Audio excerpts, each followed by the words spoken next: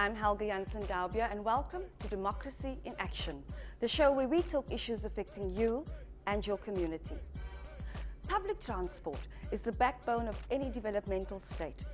It's one of the key drivers of economic growth, and its failures impact on a functioning economy.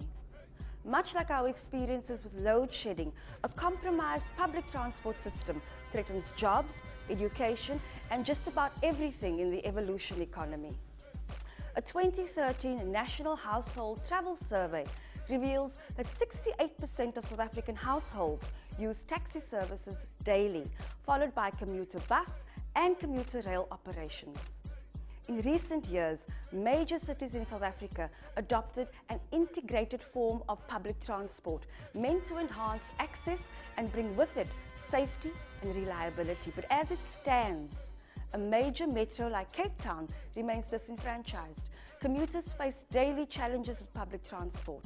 Let's take a look at what Cape Townians think about public transport.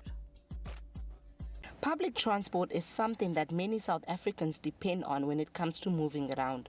Transports like the train, the minibus, the Golden Arrow bus and others have some good advantages, but they also come with a bad reputation.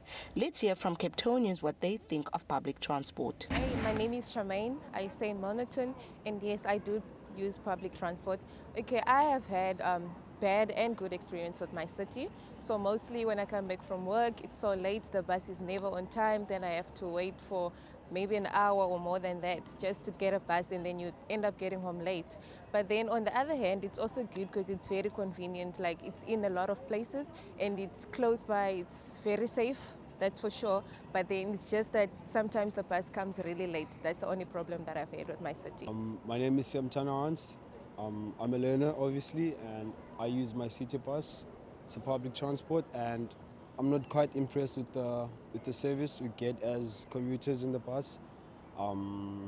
There's many factors that affect us as commuters, like the time schedule of the bus. When the buses aren't arriving at time, that affects us. It affects my whole plan of the day, because I don't stay here in town, so I have to go home and I have to get in town in the morning. So that's time, you see. So my whole time is ruined when the buses aren't operating as stated. The train ingxaki yayo kuba late because abantu bayayitshisa sometimes ixesha ingalenzi. Uvuka ekuseni uleqa itrain mhlawumbi iphakathi nendawo istophe ingahambi. So itrain azikho right for uba ukwazi uphangela ngazo. I feel like people like me are not heard enough by the government. I feel like the government knows that there's a transport crisis in Cape Town, but nothing is being done.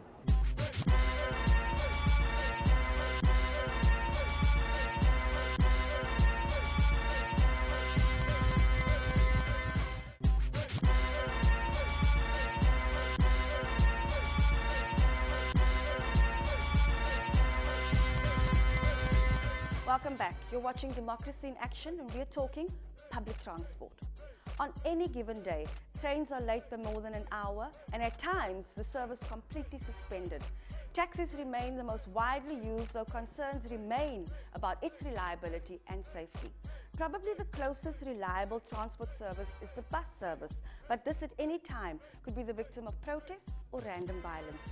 To discuss this, Tashreeq Truebody in studio with a panel of experts will discuss public transport. Welcome to Democracy in Action. My name is Tashreeq Truebody. We're talking about the public transport system in Cape Town, South Africa, what it is like. From the research, we have learned that the South African government has spent something like 42 billion rand over the past decade on public transport. Was it money worth the investment? Clearly, if one looks at the current state of our public transport system, it evidently doesn't seem that way. So the extent of the problem is what we're talking about this evening in Democracy in Action, and we have in studio with us a long-time trade unionist. He's also a social justice activist. He currently works for COSATU in the parliamentary office. He is COSATU's Tony Ehrenreich. With me as well is Dominic Brown from the #Unite Behind movement. They've been calling for some changes within the public public transport system, more specifically the railway network. Also, Sharone Daniels is with me. She's a frequent commuter using public transport, and we'd like to hear from her a first-hand account of what that is like, the sort of experiences, the case studies that spells the dismal state of our public transport system.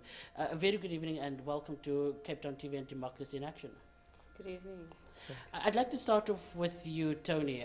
Your assessment of our public transport system, I don't think, it's one needs to do some very hectic research into what that is.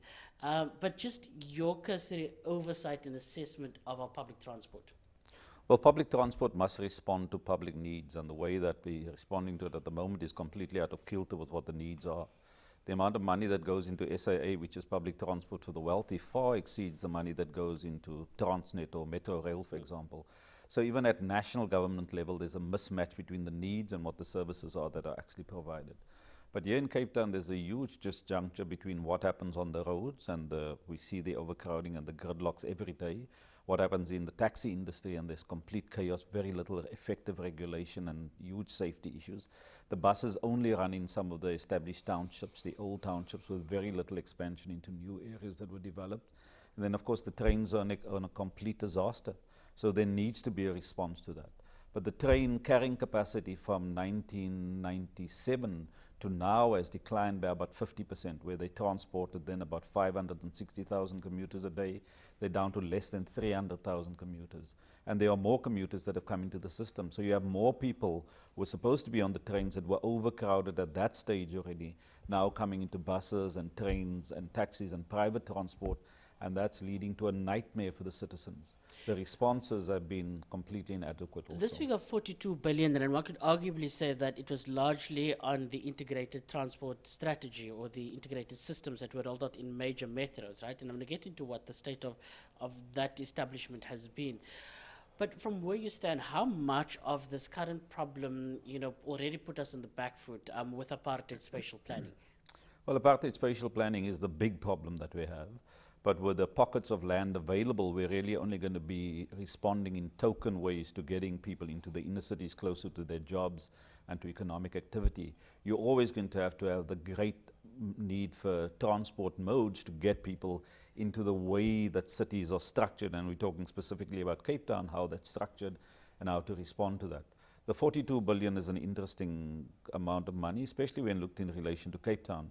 The greatest need for public transport is on the Cape Flats, Kailicha, Mitchell's Plain, and those areas need effective public transport. But the My City buses were first rolled out on the West Coast corridor, where most of those people in any event had private means of transport, and they should have been the second prize of who gets the integrated My City system. We should have rolled it out where the needs are. But this is the problem when delivery of public services becomes political footballs, where the government plays to its constituency, and here the DA has clearly played to their base in the Parklands, Milnerton, Blouberg areas, and not to where the needs have clearly been identified before. Is that something you can concur with, Sharone? What has been your experience? Somebody that is reliant on public transport, uses it often. What is that experience like? Well, pretty much like what Tony has said, I travel on the Southern Line, meaning from Fish Hoek into Cape Town every day. By train? By train, and I stay in Ocean View, so I have to take a taxi first to get to the station, and then from there take the train. And I've also I travel often on the West Coast Line, and I mean the My City services there, it's great when there's no strikes, and one can understand when there's strikes. But taking it to the people that really can afford to, come in with their vehicles or their personal transport. Just on Tuesday this week, there was, between Witterboomer and Wynberg, there was a robbery on the train. And I just heard from a fellow commuter this morning that there were 3 gunmen in that particular carriage. People came rushing in, and I've never ever seen such terror or experienced such terror. We're afraid every day on the train. And people were, running over each other, jumping over seats, and the emergency buttons don't work on the trains. People were trying to bash out the windows as the train is moving, getting the doors and things open, and people were actually thrown off from the train. Fortunately, the train wasn't moving fast. But just to experience that short space of thing, and the trains are overcrowded every single day.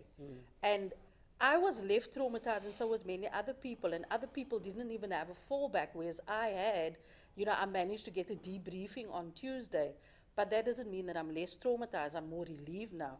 But, you look at, I was just checking the other day, also the My City route that goes to Khayelitsha and Mitchell's Plain. The contract hasn't been renewed with the service providers. People ended up fighting with each other for space on the rail. So really, do they actually care about us as commuters? We have to pay our monthly tickets. We have to load our My City cards. The money is there, it's in their pockets, but we are not getting the service. We're not getting safe transport. We're getting overcrowded. If you take a taxi, I have to take 4 taxis, and it's going to cost me much more money to get into town. And I mean, it's sickening, actually. You referred to the they, and I'd like to talk about that now. Dominic, Brown, a member of #Unite Behind. First of all, very quickly, what is Unite Behind? So Unite Behind is a coalition of formations around the Western Cape who are fighting for equality in transport, in housing, in education, and fighting on these grounds. And one of the major campaigns has been around Fix Our Trains. As we recognize, Unite Behind, first of all, is rooted within communities, and we've recognized that one of the major issues facing communities is the issue of transport. As Tony said, almost 250,000 people have left or have stopped using trains, and there have been no alternatives. Buses and taxis haven't been sufficient nor viable. So it's in relation to this. Who controls, who's the they, that Sharon spoke about? Who runs Metro Rail? Who controls it? Who has operational responsibility of this vital service? So at the moment, PRASA is the overseer or the governance body that oversees the running of trains around the country and also within the Western Cape. And we have seen major problems within PRASA. They haven't elected a permanent board for people to take responsibility of the issues that Sharon and Tony have alluded to. So we see this major problem within PRASA, and also links to issues of corruption, where members of the executive have been used to facilitate corruption. So when you spoke about the 42 billion rand that has been spent on public transport, we estimate that close to 24 billion rand has actually been lost to corruption that could have been used to implement a fix-the-train strategy. And so what would be your assessment of how the train services are being managed by PRASA? Yes, there's the corruption, which we'll get to in a short bit. I want to delve a bit more deeper into that. But, from the day-to-day management of the train systems, I hear trains being late, signals out of service, sets being out of service, those sorts of things.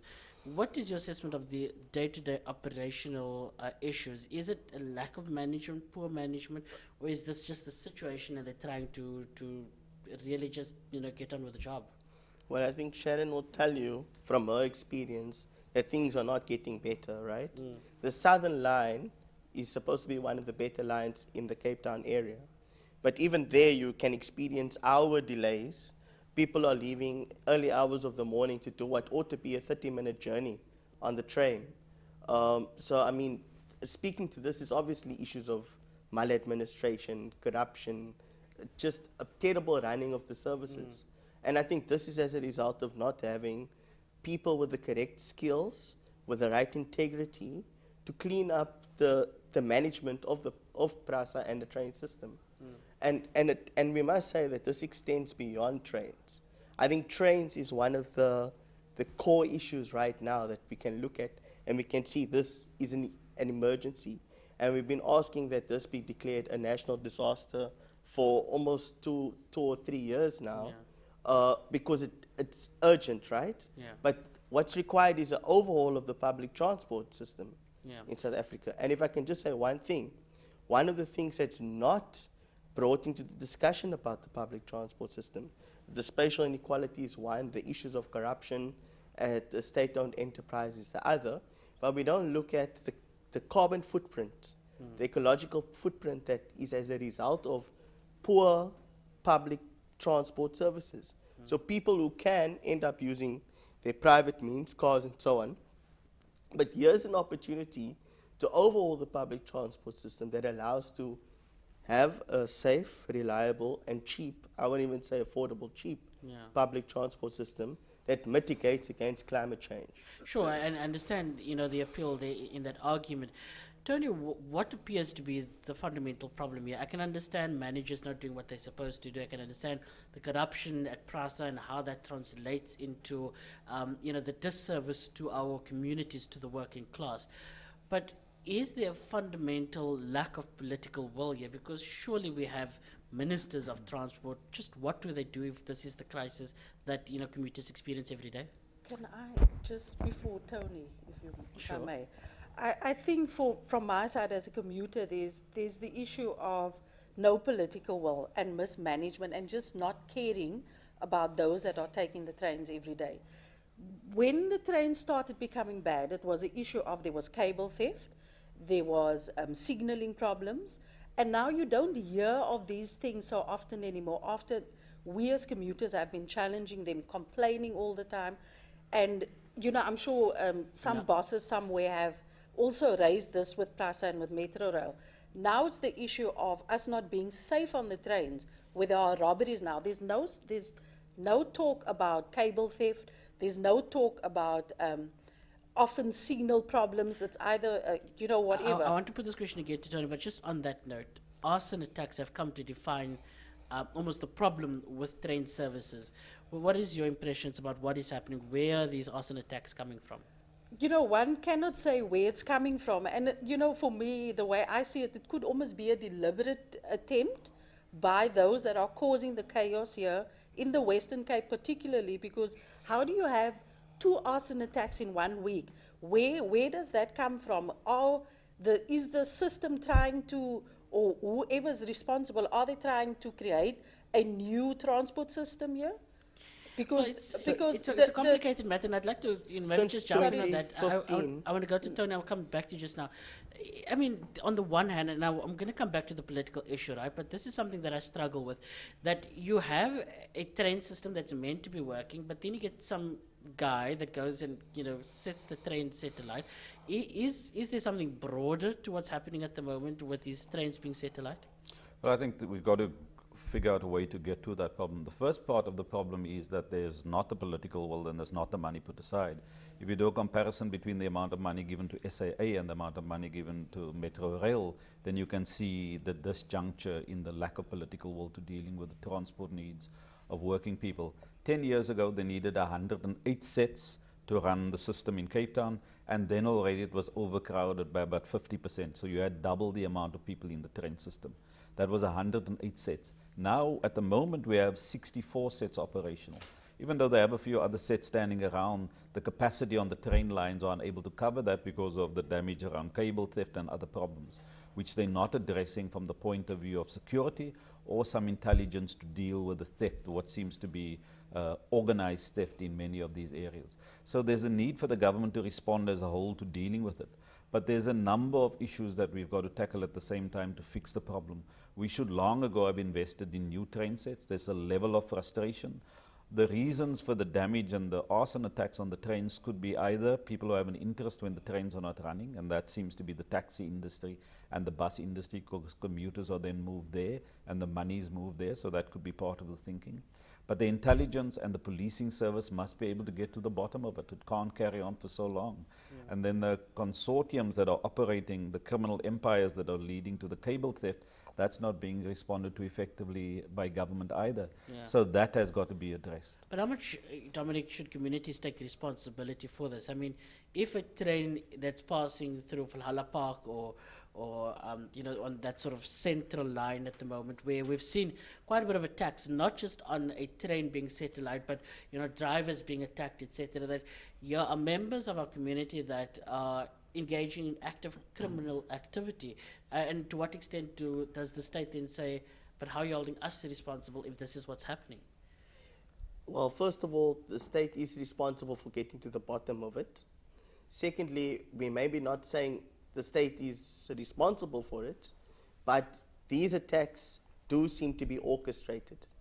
at such a high level that none of, in fact, besides one of the so-called instigators or culprits have been caught, which seems very strange given the amount of attacks that have been happened. So given the nature of it, it seems very unlikely that it's simply vigilantes or troublemakers and commuters. I do think that we can do our best to try and see who it is. But I mean, if you're fearing for your own life, it's very difficult then to also see who's the person who maybe is lighting the trains. And if you look at when it happens, since it always happens around the time when corruption's being exposed, a lot of these arson attacks has taken place since 2015 after Lucky Montana resigned as CEO. Can I ask you, can I be frank with me here? Are you saying that some of these arson attacks could be instigated even by those in authority? Yes, it's possible. I'm not saying it is. We have no concrete evidence to point fingers, but the evidence around it indicates that there's a strong potential of it.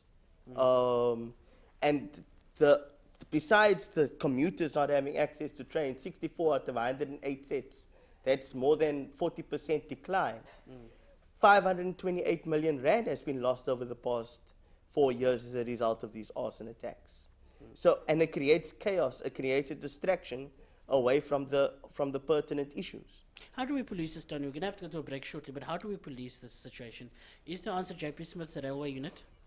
Well, clearly, whatever policing steps that have been put in place has not been adequate because the problems have become worse.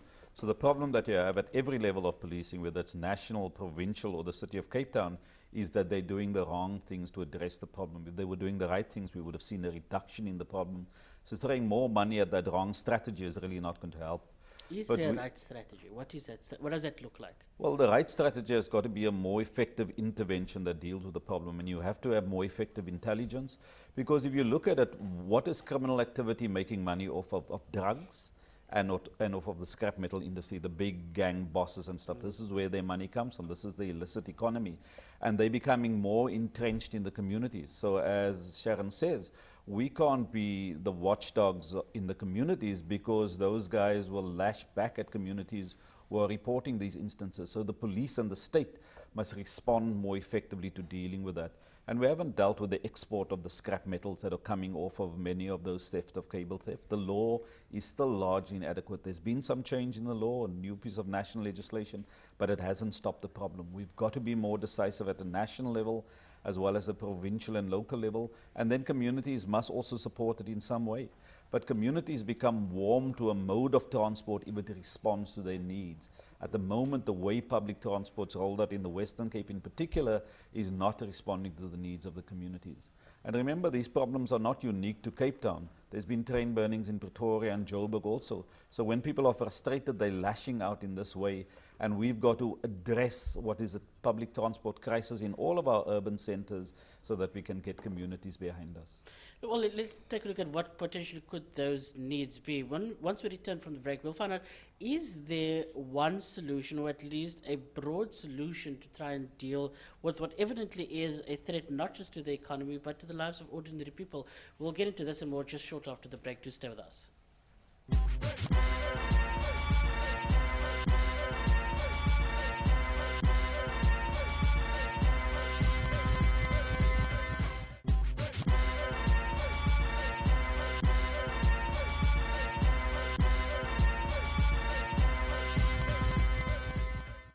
My name is Siboleke. My surname is Koala. I live in Wellington. I'm waiting for the train now. That's gonna come 14:37. Yeah, experience sometimes delays in the trains, and then I'm struggling also. Yeah, because I need people to help me to take me out in the train and inside. So if then it's during the night, I know no one is helping me because everybody's looking after themselves. They want to sort their problems out to get home and solve their own transport. So I'm using an electronic wheelchair, so I can't fold it to use a public transport just like taxi, buses, because I need to fold this in. Yeah, but sometimes it comes on time.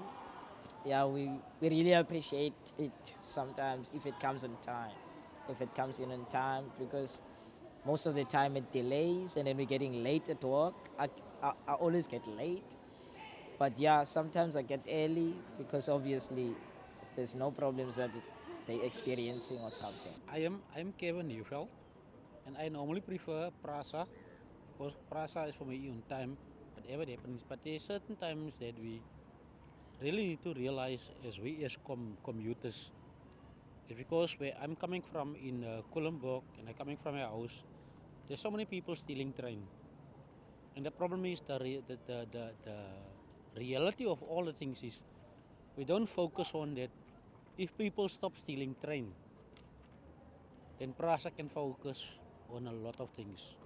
I think disabled people they struggle a lot because you see we need some transport that's gonna be able to accommodate us. Buses with ramps. It's only my city, and it's not everywhere. So in specific places that they've got my city with ramps on. So if you live in Wellington, no buses, nothing, no taxi. No taxi is gonna help you to go to town and all this stuff. So if your wheelchair can't fold, if you can't fold your wheelchair, you won't be able to go to town. You won't be able to go do shopping for yourself and all this stuff. So we're really struggling in terms of transport. Yeah, even the train that we've got hope on, it disappoints us sometimes, but sometimes it really does good. This woman says she's upset that Prasa has not done anything to assist her after she was stabbed 11 times while boarding an evening train back home from work in April. About it, and now all of a sudden you care. I wish you cared that time when I almost lost my life, and you guys have said absolutely nothing about it.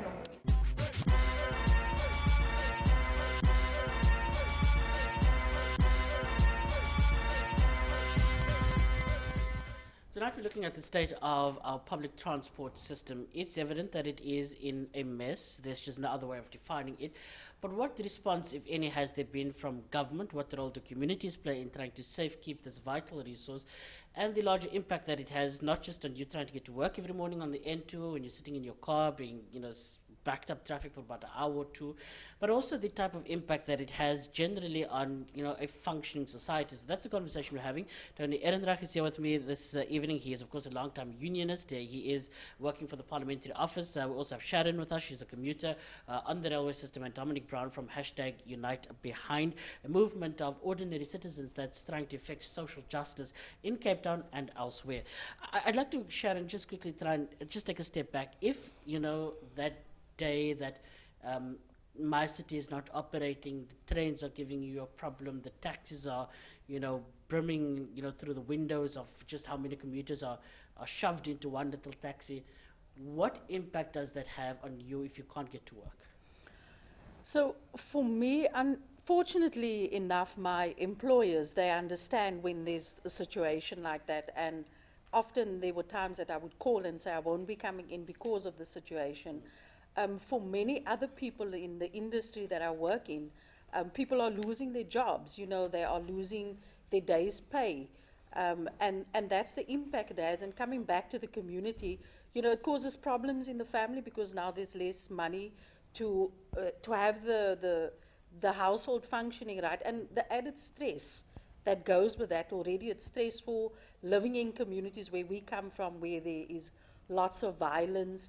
And there already we have to dodge bullets, we have to be so looking over our shoulders all the time. So it has all of these factors with that, the emotional stress that it carries. And then also, even though my employer is okay with the fact if I'm saying I'm not coming in, there's my guilt because there's work that I needed to do and there's people depending on me, and that needs to be held back. So nobody wins here in a situation like this. But do you think, Tony, that there is a disconnect here between what governments say the intention is and how they can practically try and attend to whatever issues there are? And let me use an example. Our economy is not performing. Unemployment is of the highest that it's been. We sit with a scenario that you have youth that are looking for jobs but they can't find those jobs. So government's approach here is to rely on foreign direct investment, which is important, yes. But do you think that there's a disconnect here between fixing the immediate things. So if you have a reliable railway system, you have a reliable public transport system, then perhaps as the maintenance of the current jobs that there are and even the growth of those jobs, do you think that there should be a more practical, concerted effort here to retain and grow the economy? Absolutely. I mean, all of the points that you make is right, and the point about what happens in respect of the economic impact of these problems are felt. If money is stolen in Eskom, that's money that's taken out of the public purse that could have been fixed on the rail system. The point that Sharon makes is when people buy a weekly and the trains do not run 2 or 3 days, they're not getting that refunded. They then have to leave the system, the train system, after having spent the money and go spend more money on a taxi or a bus. That's not being refunded to them. And then the problems they have at their workplace for losing hours of work that they haven't been at work. So there's a range of economic problems that impacts on the communities as a direct response of this. And this has been brought about because government hasn't adequately planned and executed the public rail and the public transport system. And so they've got to go back to fixing that. One of the starting points must be to get back in favor with communities so that communities take some ownership for the system and so that communities have a sense of solidarity to defend each other. But we need a security guard on every carriage of the trains. That must be the first step so that people are safe. Then we've got to spread the hours because we have a reduction in trains, so spread people's working hours so that the trains peak and run over a longer system. At the moment, the peak runs from about 6 in the morning or 5 in the morning until 8 o'clock, and after that, the trains are still there, but they're running with a few people. So let some work areas start later, 9 o'clock or 10 o'clock, and finish later. It's going to be an inconvenience on many workers in many communities, but at least we then have a public transport system that has the capacity to transport them. So it's going to have to require collaboration, and these are short-term measures while we have the crisis. The longer-term measures is when the new trains come in, and they've ordered new trains. Some of them are being made in Gauteng at the factory that's been set up. So when those trains come, we can't put them on the rotten rail system because they're just going to be destroyed as the present infrastructure is destroyed. So we've got to have a system that fixes that. So get the communities at their side. There's so much fare evasion at the moment, up to 30% of people are not paying tickets.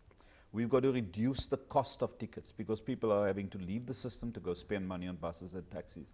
So reduce the cost of a train ticket by the average amount that people have to spend on other modes, because that means their transport costs are not increasing. And that shows a regard for them, because the amount of money coming in through fees from commuters is nowhere close to what covers the cost of operating the train system. That's straight out of the budget. So let's cover that for the next 5 years, but use that as a method to get communities behind us, make it safer, spread the peak hours that we have, and make sure we're getting people to and from work in a safe, reliable way.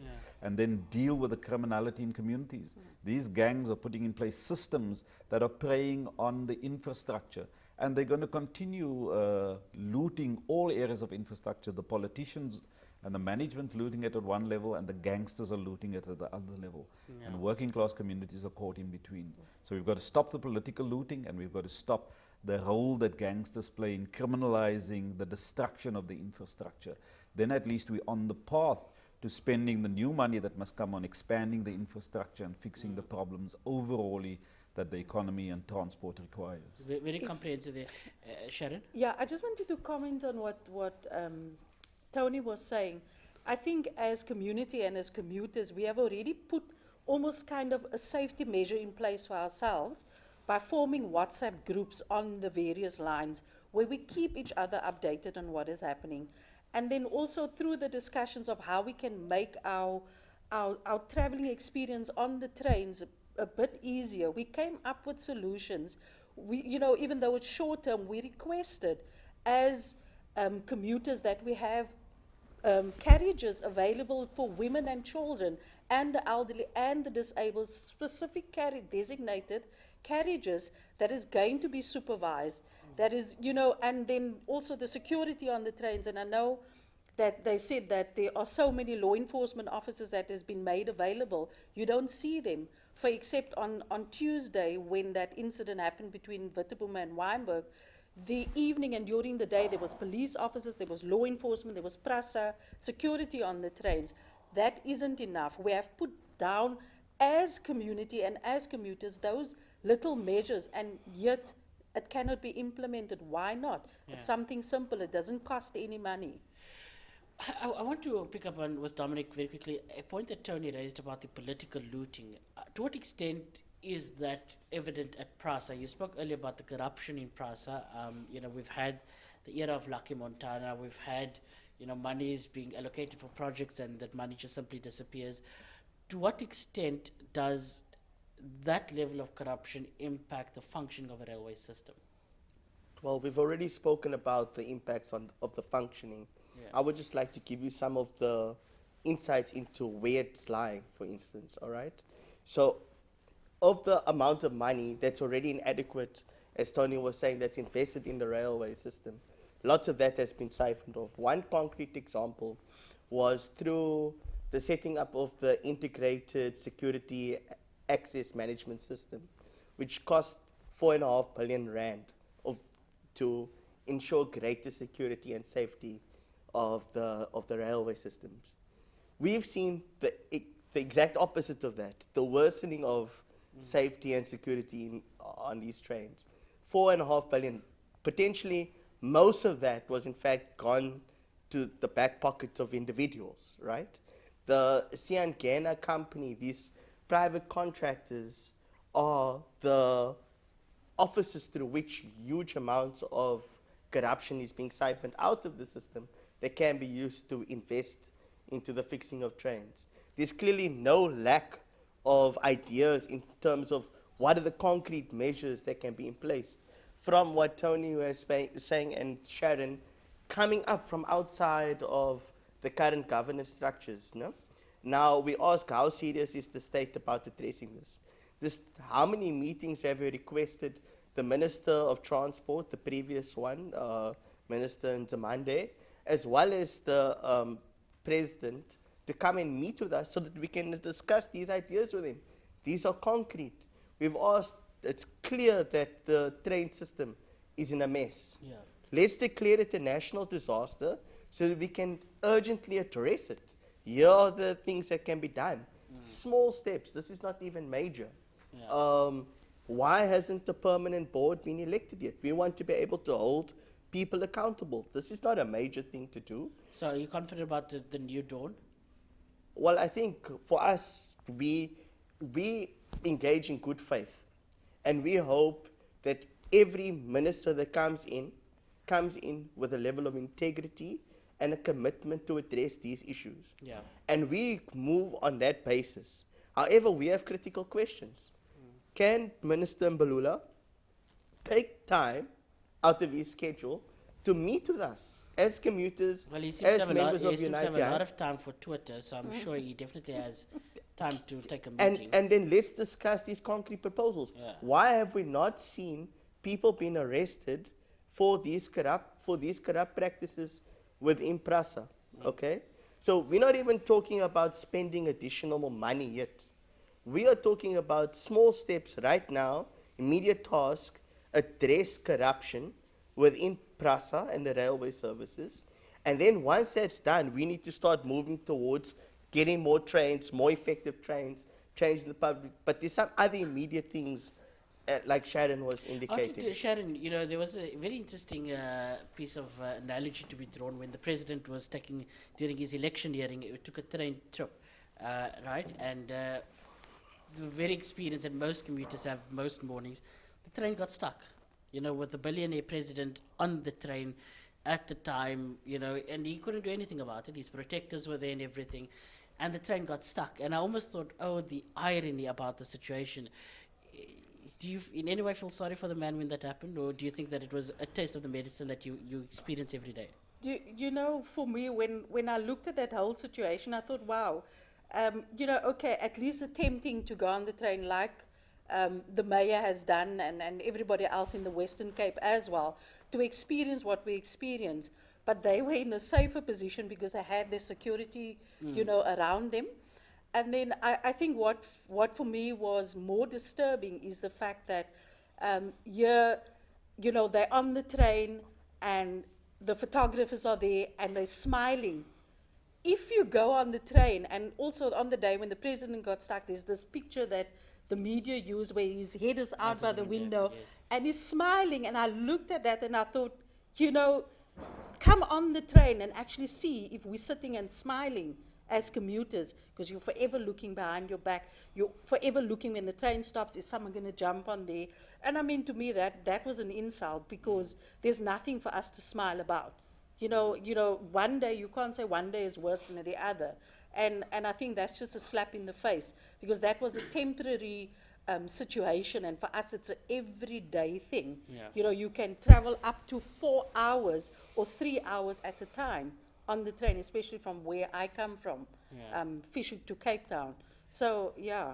And he was shocked, which for me indicates how far removed our president is from the daily lives of people in South Africa.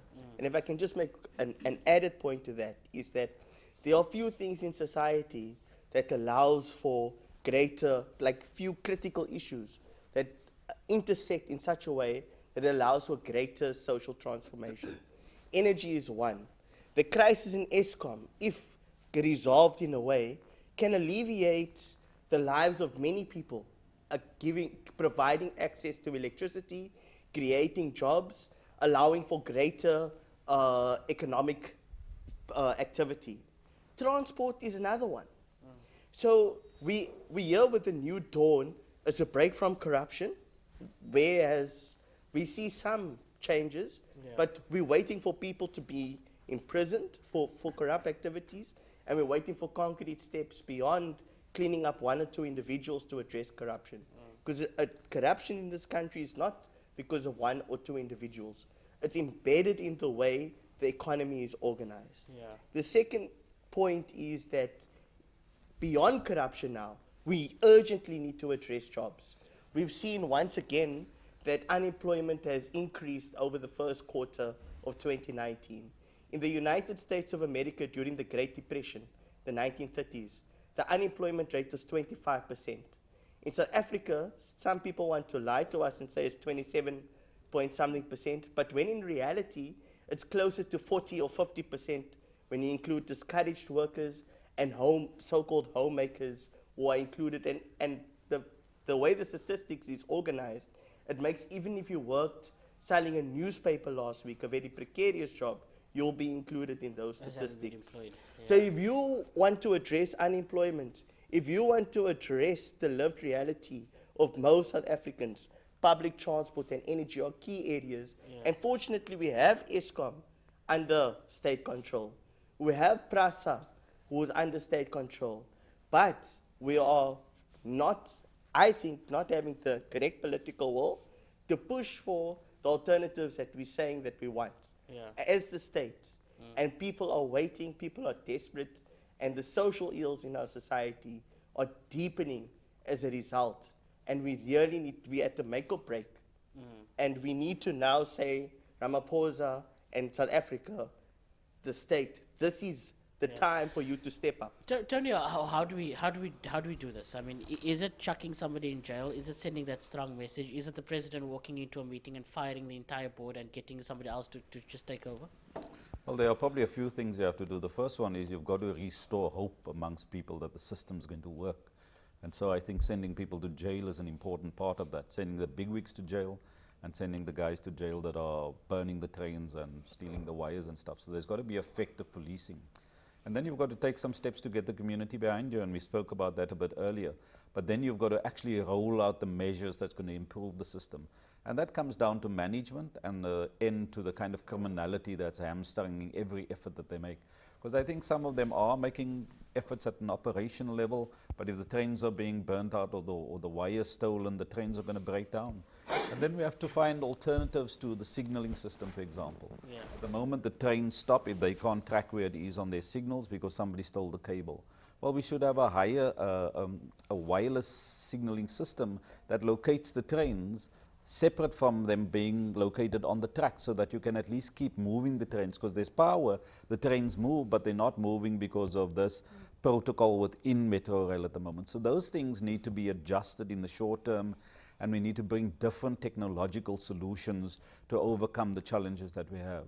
Unless we're going to remove the environment where people are going to steal cables, they're going to continue doing that because it's a quick source of income. And as I say, it's a commercial crime at the moment. So we've got to find new ways to deal with that. And that comprehensive plan must come from government. It must include all the role players, but it must come Can from I ask, I government. want to stay with you very quickly. Who should take operational control over the public transport system? We've seen during elections, a party like the DA, for instance, campaigning very strongly for it to take operational control over the railway system. It says that, ideally municipalities or even the province should be able to do so. Is that a logical approach here? That if they see to the operational aspect, they don't necessarily want to just allocate budget, but they want to, even from a managerial perspective, begin to run an effective railway service. Do you think it's possible? Well, I think the point that's being made, there's a political point for political purposes, and that was with the election coming. If the DA could manage anything better, we wouldn't have the crisis with the N2 in Kailicha now. So clearly the problem of management is at a national and a local government level. So nobody's going to do it better. What we need is a clearer plan that defines the different functions and activities and the responsibilities of different levels of government. And the National Road Transport Act is meant to be more comprehensive. There is a national framework, but it's not comprehensive enough and it's not prescriptive enough for what should happen. So we should never have had a situation in the Western Cape and the city of Cape Town where you have the West Coast being the first corridor for the implementation of the My City. That should have been a national prescript that says where the need is greater, that's where you start rolling out, not where you want to have vanity projects. We have no bus service between the different rural towns. Nothing's being done about that. There's no response to that. There's an occasional taxi and you get on the back very of a truck. interesting. When I went traveling down the West Coast a while back, I heard that there's no school in some of those rural towns. There are no schools, so they have to travel extremely far via whatever transport there is, possibly taxis every single day, 2 to 3 hours just to get to school. It was quite absolutely shocking. I want to very quickly move on to, we've been focusing very strongly here on the railway system. Sharone, I'd like to, because you travel with taxis from time to time, take me through that experience. I mean, first of all, I must tell you, taxi drivers have this way of testing my faith. What is your assessment of our taxi services? The taxi services is another thing to contend with. From Ocean View to Fishhook, it's not that bad. But coming into town, like I say, I have to take several taxis to get to here. And the experience is overcrowding on the taxis. And then also with they call them the taxi gachi. Yeah. You dare not say anything to them if the windows are open and it is cold or whatever's happening, because you don't know actually who you're speaking to. I remember the one time there was an exchange of phones happening, on our way into town. And it was stolen products or things that was happening there. And I got just such a chill, inside of me. And I remember at some stage I said to one taxi guy, "Can you close the window, because it was raining and it was cold?" And my friend kind of said, "This is not the people where you come from. You don't know who you're talking to, so you better be quiet." And I was like, "Why?" But then I realized afterwards what we're dealing with. So there's the congestion, there is the speed that they take. Not all of them though, but this is the experience.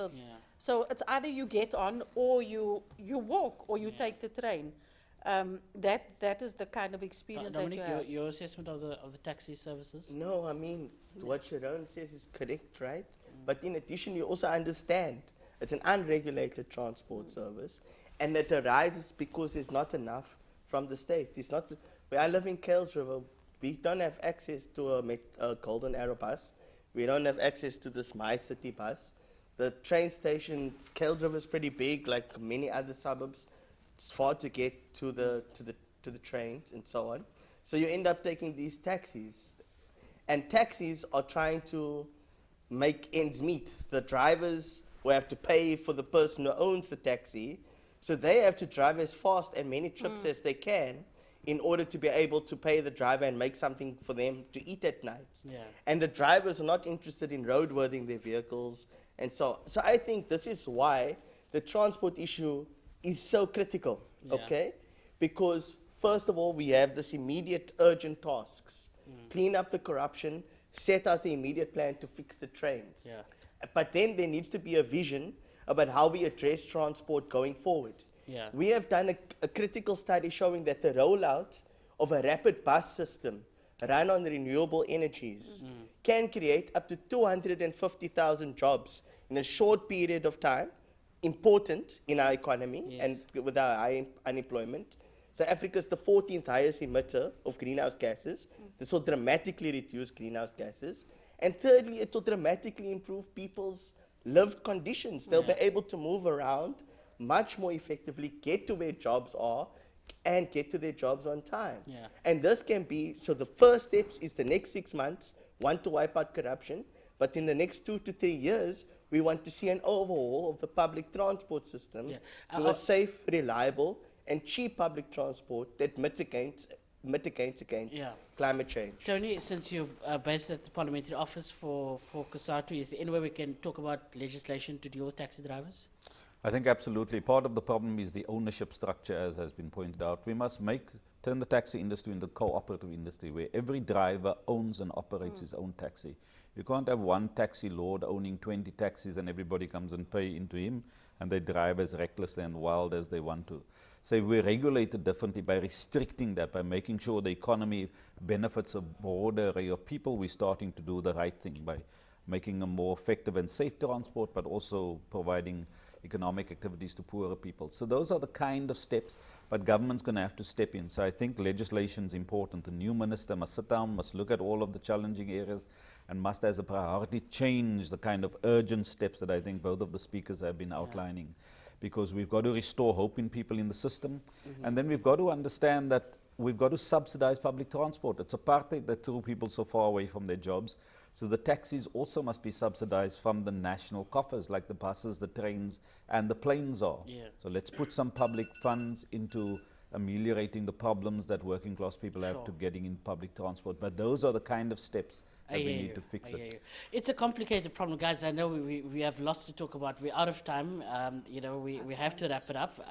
Unfortunately, we are unable to get into any further conversation, but thank you so very much for having come through. Clearly, evidently, there is a problem. It's going to be quite something to try and change it, both from a legislative, a cultural, but also a very practical approach. And I think what we've achieved here this evening is an assessment of what this problem is. Let's hope that through COSATU and others, you know, that we can get into the annals of power to see what sort of legislative efforts can be thrown behind fixing the system. Thank you so very much for having come through, and all of the very best.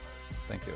That brings to a close Democracy in Action, assessing the public transport sector, evidently in a crisis. What can we do about it?